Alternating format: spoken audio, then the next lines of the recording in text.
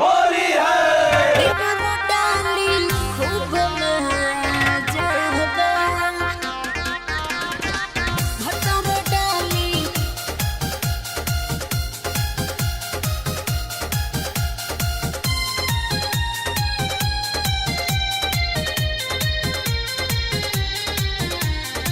सुनी हजान मरत बाटे बहरिया के लुटियो सो होली में लहरिया।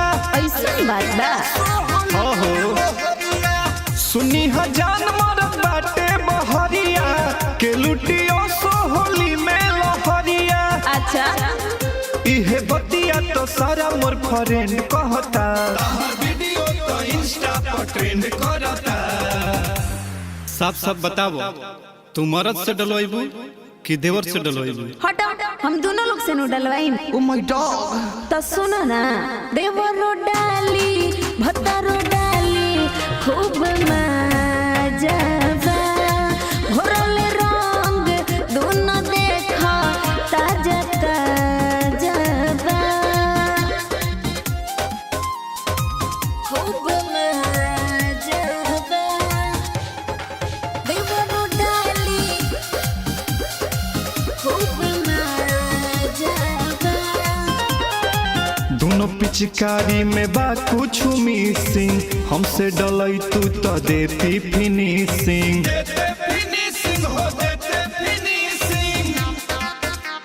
सुनबा हाँ हाँ बीतल बात के जन तो बढ़ावो। होली में बाबू जन खतरा उठावो। ताहा चढ़ल जवनिया में जंग धरता,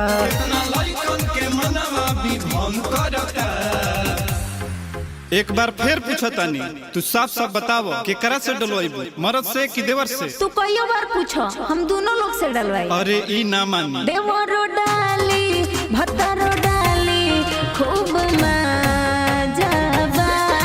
घोरल रंग दोनों देखा ताजा ताजा बा। खूब मजा बा।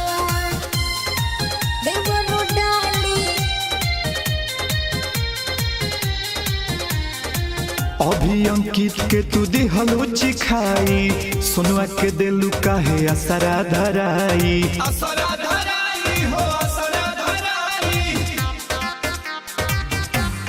हाँ हाँ अभी तो सुनो बाबू दूर बाट दिली।